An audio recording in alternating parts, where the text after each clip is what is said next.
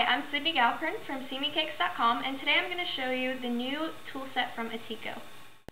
Teri, Tarbox, and I were able to give our input on the development of these tools, and I'm really happy with how they came out. They work great with Gumpaste and Fondant, but they also are non-stick towards Isomalt, so I'm going to show you some of the cool things they can do.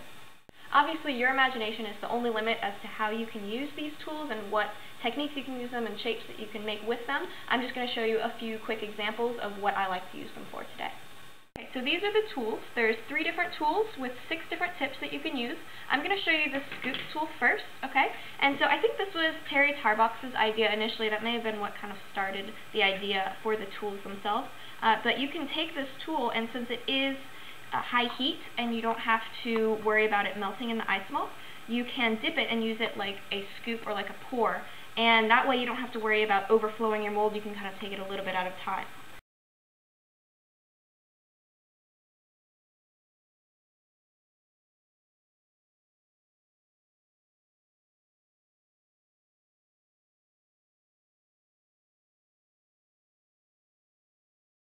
I have a little bit of Isomalt heated up here. I have let all of the bubbles kind of boil themselves out. You can see that it's not bubbling, it's not a rolling boil. So that means that it is cool enough to go ahead and pour into the mold. So I have a little silicone mold here. I'm just going to take my scoop, take a little bit onto the scoop, and pour it in. So you can see I can do the little details of the mold. So if you wanted to layer colors, this is a really good idea because you can just do a little bit at a time. Or I can keep going and fill up the whole mold, and then trim all of those little edges later.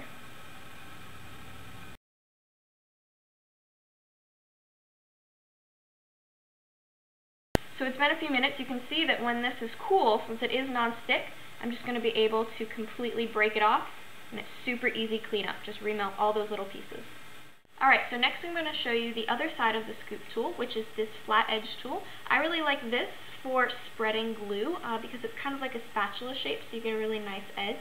So I just have a little bit of liquid Isomalt over here, and then I have 2 molds that I had previously poured that I want to attach together. So I'm going to take a little bit of liquid pearl Isomalt and just spread it onto the top where I want my flower to sit. And then I can glue those 2 pieces together and then let them cool, and they will be attached.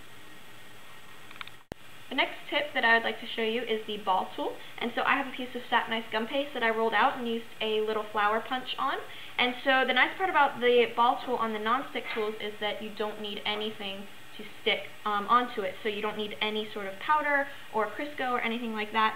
It doesn't drag or stick when you're ruffling it. So I just have my petal here on a piece of thin foam, and I'm just going over it and ruffling the ends a little bit. And then I will move it onto my bigger piece of foam to do the center punch. Give it some movement. Okay, I'm going to show you how to use the umbrella tool now, which is the other side of the ball tool. So I'm going to use it to make a piece of tube coral. So I just have another ball of fondant here, and so I'm going to elongate it slightly so that it's a slight teardrop shape. And I'm going to press the umbrella tool into it, and since it is tapered, it's going to have a nice look of kind of getting smaller as you go down. That looks very natural. Alright, I'm just going to elongate this out here, and then you have your coral.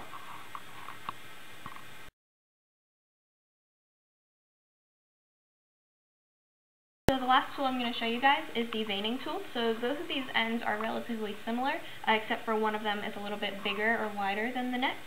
And so I'm going to show you how to use this with a kind of project, an upcoming project that I'm going to be doing that you guys will be seeing soon, that I use a industrial Victorian sort of steampunk board. So I'm going to show you kind of how to make a tiled board with this.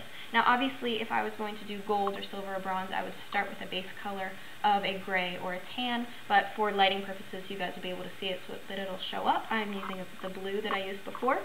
So I'm going to start with this thinner side, and I'm going to make some lines, and I kind of want to do this randomly. I want to map out how I want to do it, and I'm using the thinner side because if I get a line that I don't particularly like, it's going to be easier to kind of smooth it back over and redo it with this thinner side rather than with the thicker side.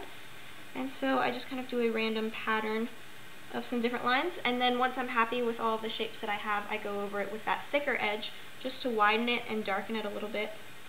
And it'll also make it easier when I go back in to shade this a little bit later. Usually I would shade it with a darker shade of whatever color the base is, or with a completely different color if you're going for more of an antique look.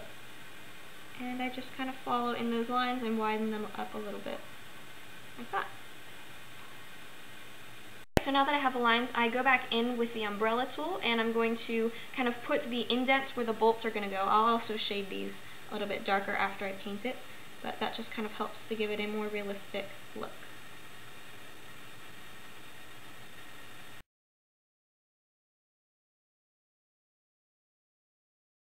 Since these tools are non-stick, they work really well with sculpting pulled and blown Isomalt.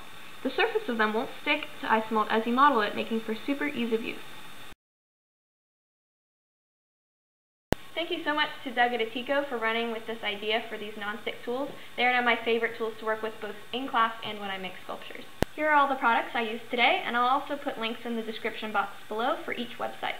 Make sure to like this video and subscribe for more tutorials. Thanks for watching, and keep life sweet!